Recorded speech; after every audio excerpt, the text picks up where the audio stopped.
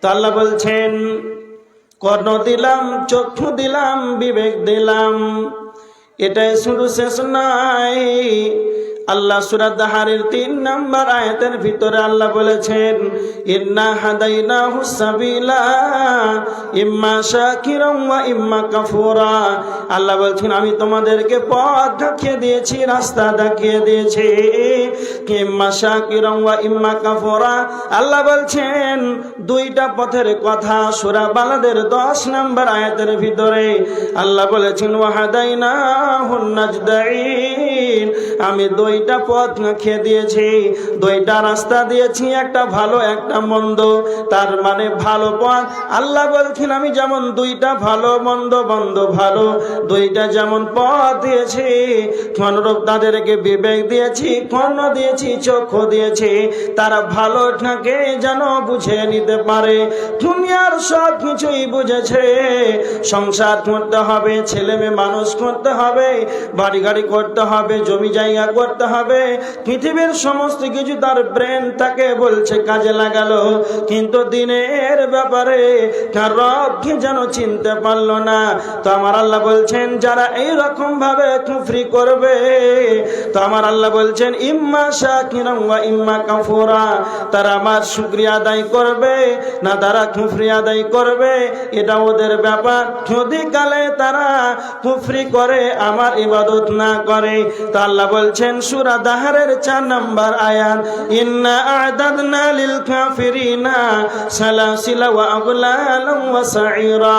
আল্লাহ বলছেন ইন্না আ'দাদনা লিল কাফিরিনা, আমি কাফেরদের জন্য প্রস্তুত করে রেখেছি, কাফেরদের জন্য তৈয়ার করে রেখেছি সালাসিলা ওয়া আগলালা, শিকল এবং বেড়ি, ওয়া সাইরা এবং জাহান্নামের দারদানা আযাব কি আমি আল্লাহ কাফেরদের জন্য প্রস্তুত করে রেখেছি। তারা আমাকে চিনতে পারবে না, মিথ্যা মনে করবে। যারা কুফরি করবে তাদের জন্য আমি রব তাদের জন্য জাহান্নামকে বানিয়েছি।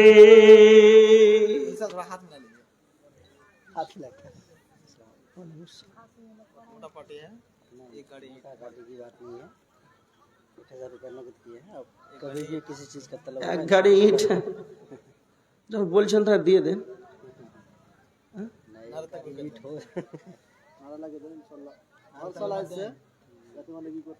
হ্যাঁ তুই খুশি থাকেন। কি নাম আপনার? মৌলানা ইসহাক আসারি সাহেব। এক গাড়ি ইট না, মাশাআল্লাহ, আল্লাহুম্মা সাল্লি আলাইক, আল্লাহুম্মা বারিক আলাই। আল্লাহ যে উদ্দেশ্যে দান করেছে আল্লাহ তুমি তার উদ্দেশ্য পূরণ করো। আল্লাহুম্মা আহলিকা ওয়া মালিকা, আল্লাহ তুমি তার আহাল পরিবারে বরকত দাও, তার মালে বরকত দাও, তার রিজিকে বরকত দাও। আল্লাহুম্মা আমিন।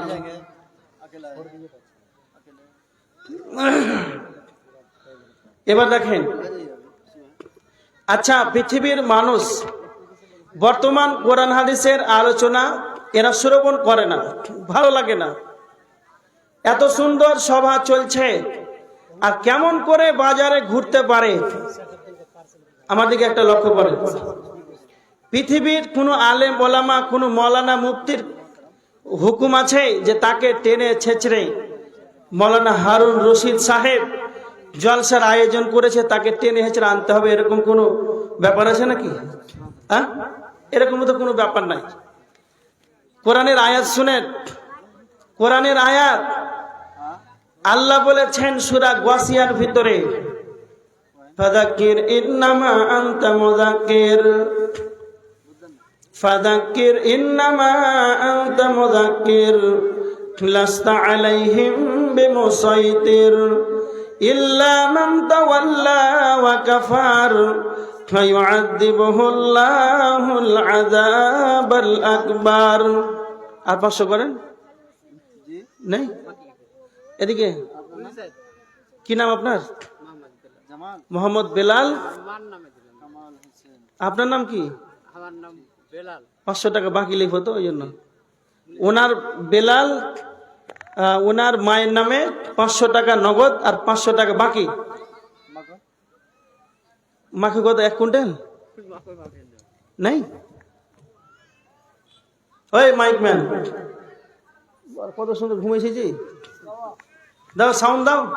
এত রাত হয়ে মাইকের আওয়াজই হয় না তো, কেমন করে মানুষ বুঝতে পারবে যে আজ জালসা হয়েছে? 50টা মাইক লাগাচ্ছে, 3টা সাউন্ড দেয়, গড়ে মলে যা হয়। ফুল সাউন্ড দাও। এবার দেখেন আল্লাহ বলছেন ফাযাক্কির ইন্নামা আনতা মুযাক্কির, হে নবী আপনি উপদেশ দিন, কেন আপনি হলেন উপদেশদাতা।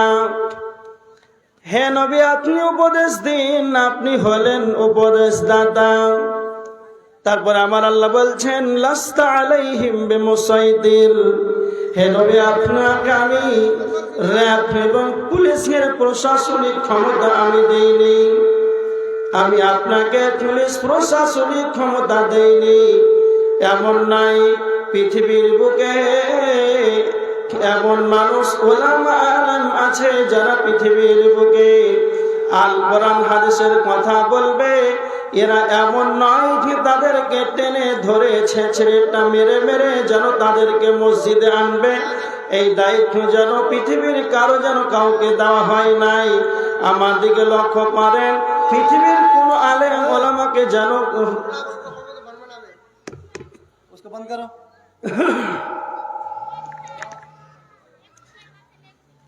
আল্লাহ নবী সাল্লাল্লাহু আলাইহি ওয়াসাল্লামকে বলছেন হে নবী আপনাকে আমি প্রশাসনিক ক্ষমতা দেইনি। তার মানে আলেম ওলামা হলেন নবীজির মরে, তারা হলেন ওয়ারিস।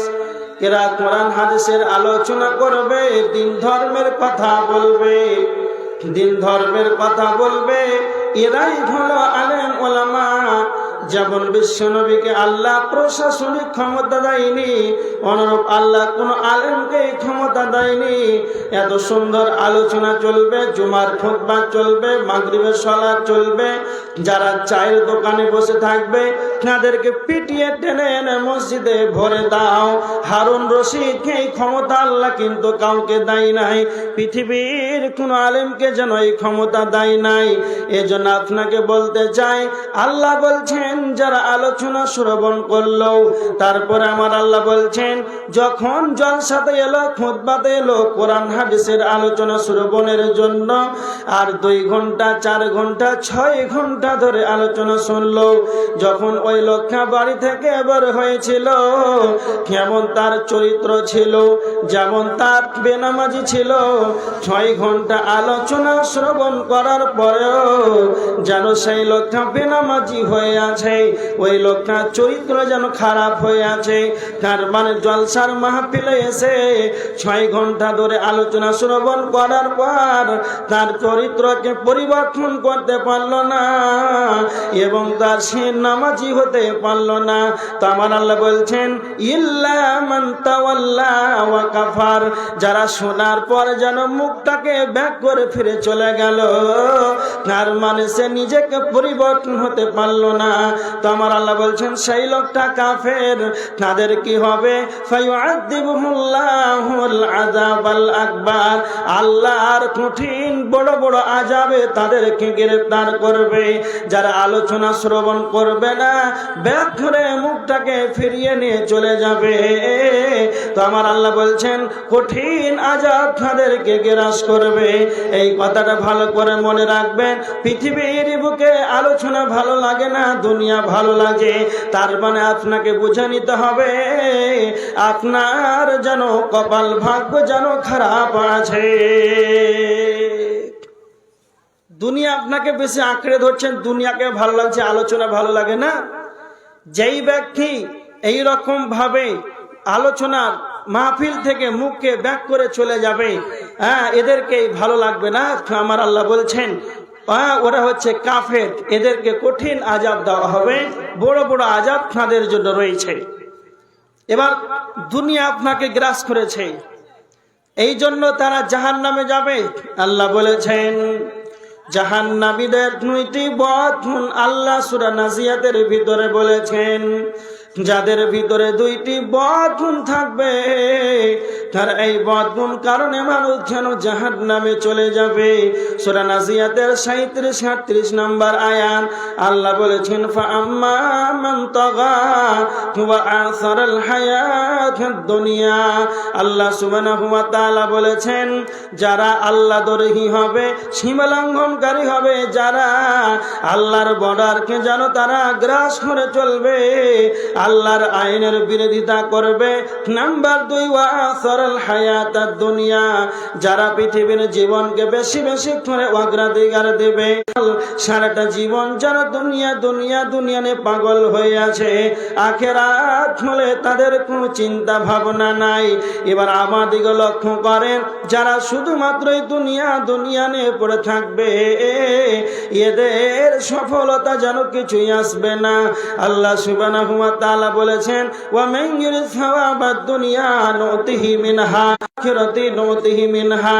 সূরা আল ইমরানের 145 নম্বর আয়াতে আল্লাহ বলেছেন, যারা পৃথিবীর দুনিয়ার কামাই করবে, যারা দুনিয়ার বিনিময় কামনা করবে, আমি আল্লাহ তাদেরকে যেন দুনিয়া দান করব। ওয়া মান ইউরিদ সাওয়াবাল আখিরাতি নুতি মিনহা, যারা আখিরাতের বিনিময় কামনা করবে, আমি রব তাদেরকে যেন আখিরাত দান করব। এবার আমার দিকে লক্ষ্য করেন, যারা দুনিয়া শুধু দুনিয়া চাইবে, একরকম গ্রুপের মানুষ আছে, তারা বলে সূরা বাকারার 200 নম্বর আয়াত, তারা বলে রব্বানা আতিনা ফিদ দুনিয়া। এমন মানুষ আছে যারা বলে, আল্লাহ আপনি আমাদেরকে দুনিয়া দেন, বাড়ি দেন, গাড়ি দেন, টাকা পয়সা দেন।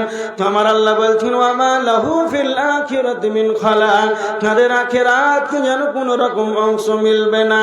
তার মানে সফলতাকে, কামিয়াবিকে আল্লাহর নবী মুহাম্মদ সাল্লাল্লাহু আলাইহি ওয়াসাল্লামের কাছে আনসারীদের এক ব্যক্তি বিশ্ব নবীকে সে প্রশ্ন করেছেন, আল্লাহর নবী আপনি বলেন সব চাইতে পৃথিবীর বুকে বুদ্ধিমানকে? আল্লাহর নবী তখন বললেন, আকসারুহুম লিল মাউতি যিকরা, যে ব্যক্তি বেশি বেশি করে মরণকে বেশি স্মরণ করবে, সেই ব্যক্তি হলো পৃথিবীর বুকে সবচাইতে বুদ্ধিমান। দ্বিতীয় নাম্বার বললেন, যারা মরার পর, মৃত্যুর পর পরবর্তী জীবনের জন্য, আখিরাতের জন্য অগ্রিম আমলগুলোকে পাঠিয়ে দেবে। আল্লাহ বলছেন, ইত্তাকুল্লাহ, তোমরা আমাকে ভয় করো, আল্লাহকে ভয় করো।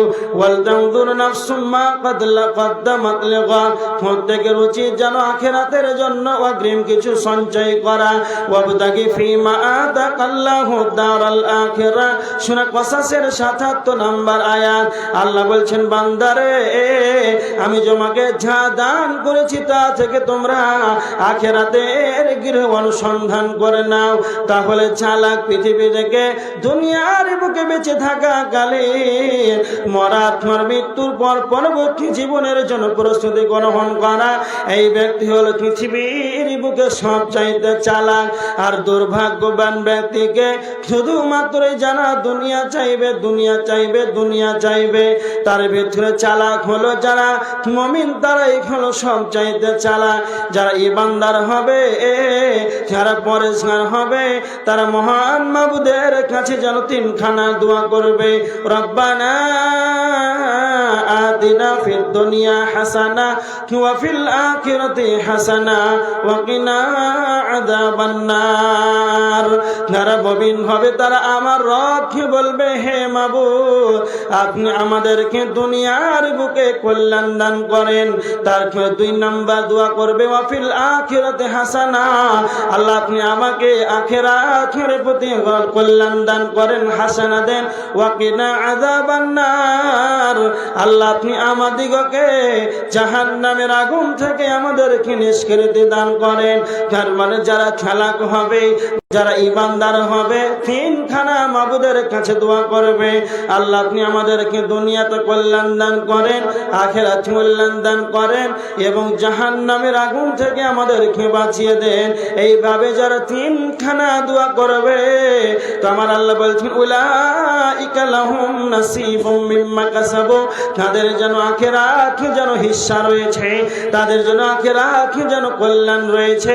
আল্লাহ বলছেন, যারা শুধু দুনিয়া দুনিয়ার কামনা করবে, দুনিয়ার বিনিময় চাইবে, ওয়া মা লাহু ফিল আখিরাতি মিন খালাক, তাদের আখিরাতে কোনো রকম অংশ মিলবে না।